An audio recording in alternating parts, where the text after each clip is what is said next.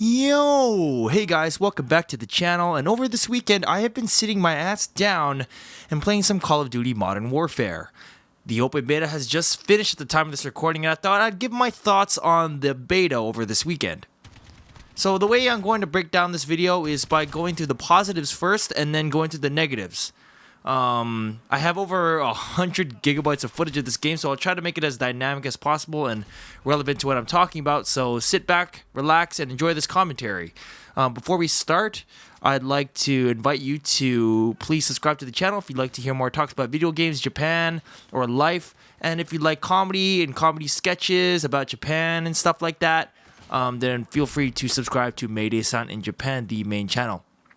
There is also a special announcement at the end of this video, so make sure you stay tuned for that. It's very important, and if you're too lazy, you can just look in the description down below and I'm pretty sure you'll figure out what it is.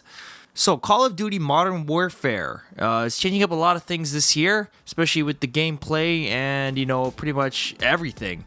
And I'd like to start this off by talking about things I liked about this beta. So let's start with the things that I did like about this beta.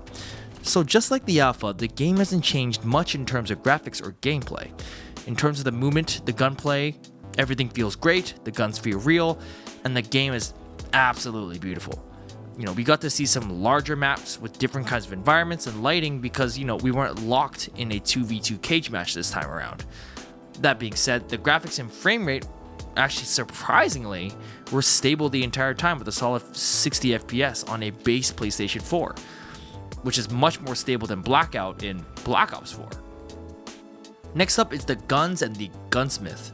Now for this beta, we were actually able to create our own classes and use a few different guns this time around and actually customize them the way we wanted to. Albeit the level cap was 10 for the first 2 days and the choices were a little limited. However, it was raised to level 20 near the end and we were able to use a few more guns after that. The guns in the game were overall pretty balanced, at least in terms of ARs, each with their own drawbacks. But I think many people argue that the M4A1 is the best gun in the game, and to be honest, they aren't wrong. It is just a powerhouse, has good control, great attachments, but you know what, I'm not complaining because all you gotta do is use it, right? It's the first gun you get. I also like that you were able to switch to semi-auto on most of the weapons, which really helped for guns with really high recoil or long-range fights. Just make sure you don't forget to switch it back to full auto because it doesn't automatically switch back even after you die. I want to talk a little bit more about the gunsmith and how it really is the star of the show, especially when you come from a game that limited your options so much to 10 options, and to be honest, only a few good viable setups were out there, and you were basically copying anybody who had the MLG setup going on there. But with the gunsmith, this time you have so much choice. You can customize the gun from scopes, lasers, grips, underbarrels, barrels, stocks, and even perks on the gun. Each attachment had a pro and a con, and to be honest, it really depended on your playstyle, and I felt I could pick literally anything I wanted as long as it suited the way I played, and I wasn't trying to cookie cutter myself into another person's playstyle. And you can change your entire loadout at any time, so if something isn't working or the map didn't call for your particular setup, you can just change it on the fly. And I love this, and it maintains the flow of the game, it doesn't interrupt it. Which brings me to the next topic of what I liked about this game. The gameplay flow in this game is very different from previous Call of Duties. Now, because I know there are a lot of people out there who do not like the gameplay flow in this game so far. People are saying it's campy, it's too tactical, it's slow, it's super sweaty, etc, etc. But to be honest, for me anyway, the casual, semi-casual player, I prefer it a lot. I've never been too good at Call of Duty. I was never really good at rushing or bunny hopping or slide jumping, all the trick shot 360 no scope guys. I mean, I could do it, but it wasn't really my forte. And I really don't like it when that stuff kind of becomes meta. Like, I'm trying to be tactical and stuff and be realistic, and then there's someone else jumping 6 feet in the air, slide jumping and bunny hopping. I can tell right away when some of these players are coming straight from Black Ops 4 or Fortnite. So that really does take me out of the immersion, and I hope they kind of nerf that. But I like that I'm encouraged to play more methodically. Not so much campy, but not so much that I'm just running around and relying on my reflexes and hoping that I'm better than the other guy. I'm finding myself pre-aiming more, checking corners, mounting on corners, actively thinking about what I'm doing, where I should go, based on my guns, based on the map, and the current state of the game. And speaking of the mini-map, I'll talk about that later, because I know a lot of you who have been following the beta so far have been wondering about the mini-map. A quick little note about the sound design. It has been greatly improved. I don't know what a lot of people are saying, that I still can't hear footsteps. Clean out your ears, because I can hear the footsteps now. The only thing that I don't like about it that much is that it's kind of hard to tell where they're coming from exactly. Like, I can tell in the general area where they're coming from, but I still get confused sometimes of exactly up or down verticality or not, since the maps in this game have so much of that verticality. The sounds of the guns are amazing as usual. If you're even beside a crate, the sound of the gun changes and reflects off that surface, and inside rooms it's super loud. So I like that it's immersive like that, but don't turn up your headphones too loud or it's gonna hurt your ears.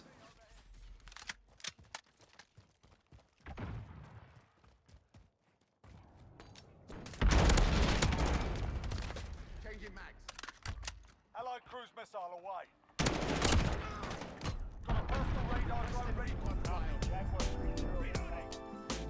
Here's another one that people don't like, but I personally do. It's the spawn delay. If you die in Call of Duty, usually you're dead and you can instantly spawn back, especially in respawn game modes like Team Deathmatch. And in this game, every single mode has about a 3-second spawn delay. You'll go up into the sky and look down at the map, and then you'll zoom down in like Battlefield about where your position is going to be. I personally like this for 2 reasons. One, it gives me a chance to see where the enemies are and see where I'm spawning relative to the map. I'm pretty sure this was added because Infinity Ward didn't want to add the mini-map at the beginning of their development cycle, so this kind of, gave you a bird's eye view of everything where you were, because usually you check the mini-map for that. And also, it also gives me time to actually choose another class if it's not working.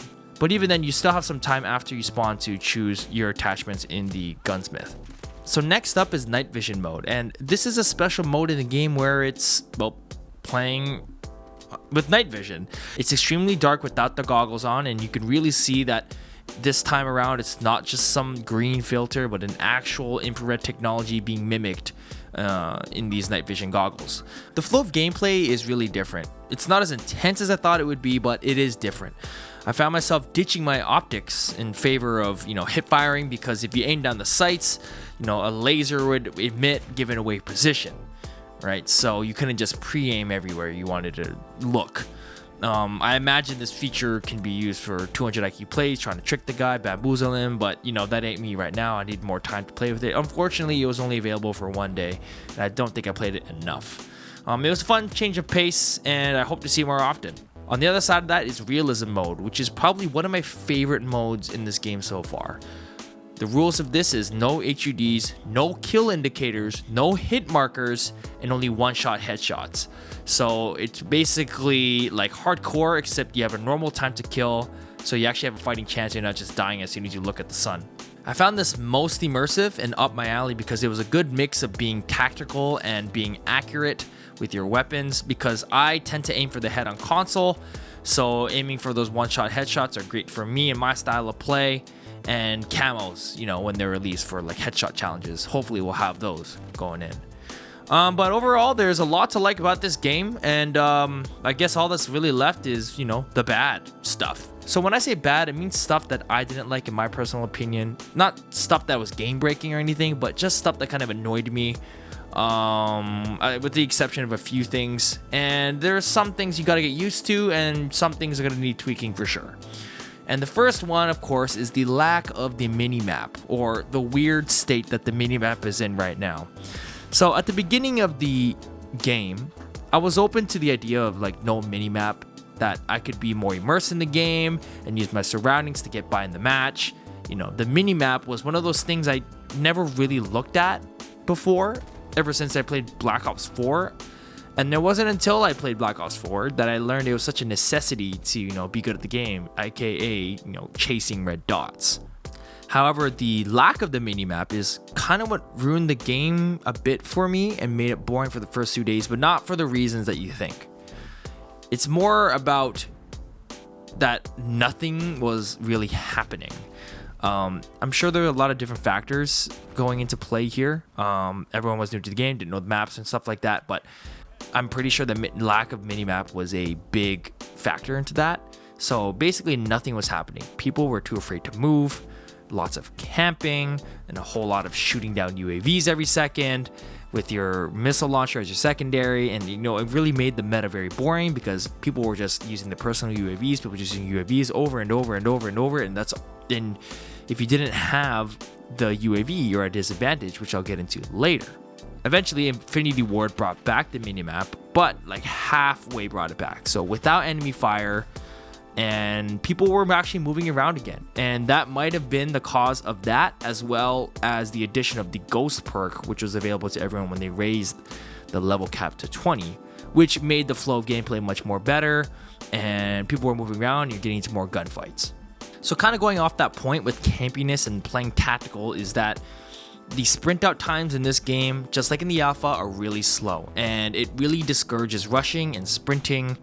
However, like I said before, I'm open to the change because it really does spice up the game for me, knowing to preempt corners or at least just walk through them instead of sprinting through them, and it gives me something to actively think about and make me a better player. So speaking of pre-aiming, I kind of want to talk about the scopes for a second, or the optics. So first of all, I really do like what Infinity Ward is trying to do here with the realistic lens look that you get when you're looking through these scopes. However, some of the scopes were just too small and crammed and honestly too hard to look through and sometimes disorienting. It was really cool at first, but I kind of lost all sense of peripherals and I was kind of squinting to see through the scope, which kind of goes against what they were trying to do in the first place to give you that peripheral vision. So I kind of found myself going back to classic scopes like the reflex and the hollow sight, so like the Western hollow sight, so I could actually see my targets. However, the 3x and the 4x scope, especially the hybrid scopes, I'm a big fan of those. It suits my playstyle, and you can actually see through the 4 and 3x scopes because they have a pretty wide lens. But any of those hollow sights that have the really tight lenses, or the reflex sights with the really tight lenses, those were kind of rough, and I found myself just trying to look cool by using them. I'm sure when you have to get challenges and stuff like that, when the full game comes out, it'll be more fun to use them, but you're better off using some of the stock stuff in the beginning. So next up are the submachine guns, and I feel like they need to be buffed just a bit. That, or I really need to adjust my playstyle when I use them, which when I come to think of it, it's a good thing because for me anyway, like I used to play the same style for every gun no matter what I chose. But in this game, you really have to analyze the map and know how you're going to play and play accordingly. For example, with ARs, you got to look for longer lines of sight and pre-aim more. Submachine guns, you want to hug the corners, stay tight, use hip firing more. Of course, pre-aim as well. But the thing with the submachine guns is that in any kind of fight that wasn't close range, anything mid-range and beyond, it was always me losing simply because it just takes too many times to hit that opponent. The time to kill on them is really, really low at a certain range. And I think they need to have their damage range buffed just a bit. And, it's rough. It's rough. But up close, you will beat an AR for sure.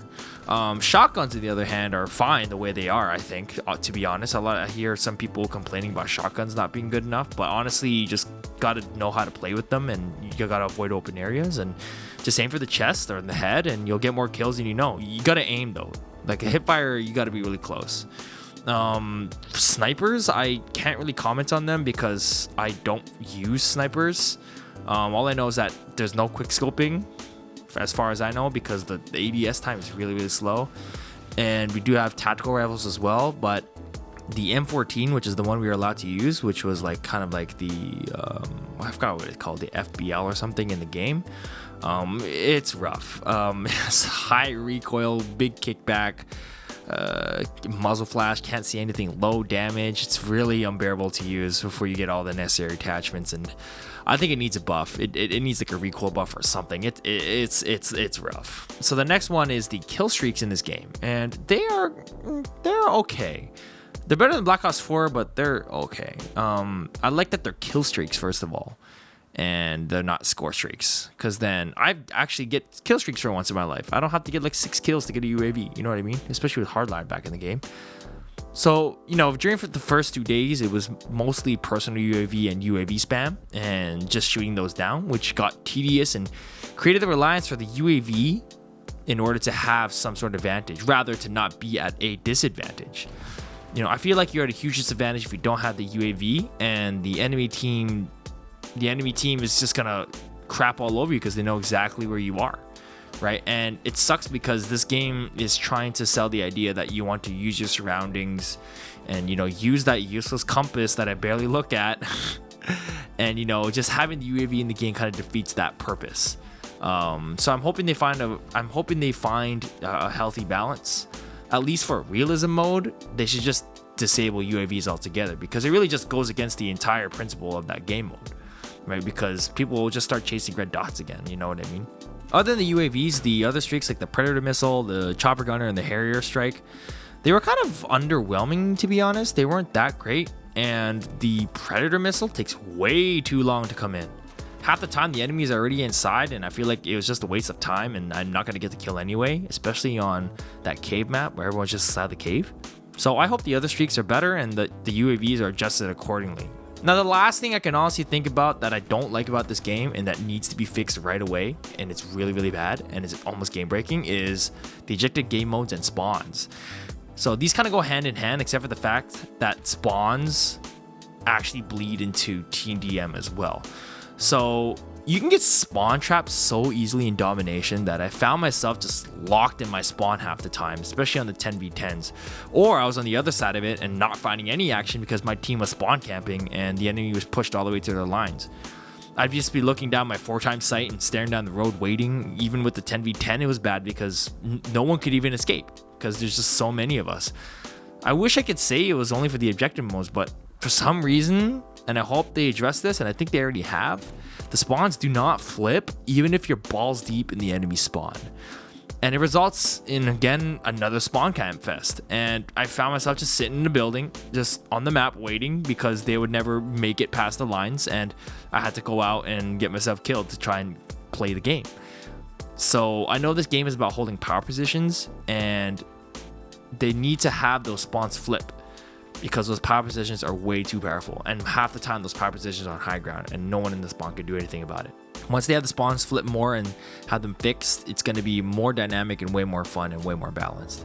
And lastly, as usual, playing against sweats and pre-mates as a solo player is pretty tough, but actually pretty doable in a larger team setting. But when you're getting owned and spawn capped in your own pre-mates too, because if you're facing other pre-mates, it's going to make you want to quit the game. And it just, when it comes to that, just go play some Gunfight, because Gunfight is a solid mode and it's probably the most fun I've had with this beta. I recommend that, you know, if you ever get tired of the game, just play Gunfight. That is probably the most intense and most satisfying game mode to play, and when you get tired of it, you can actually play something else, which was a problem in the alpha before because that's all we had, but this time we have other games to play. But I'm looking forward to more 64v64 coming up in the next beta next weekend, and cross-platform. So it's going to be open beta for all platforms on the weekend, so hopefully you guys can join us. We can all play mouse and keyboard and controller, all that fun stuff. And yeah, hope you guys enjoyed my review of the beta, and we'll be excited to play the next one. Also, before I go, Maydaysan in Japan, the official channel, it has an official Patreon page now. So if you want to support the content you love financially, the link is in the description below. You also get a free "Hello, my name is Haru" ringtone on the house. And more stuff is available in the respective tiers. It's completely optional, so no pressure. But anyway, guys, I hope that intrigues you. I'm happy that you're here listening to me, and I hope you all have a wonderful day.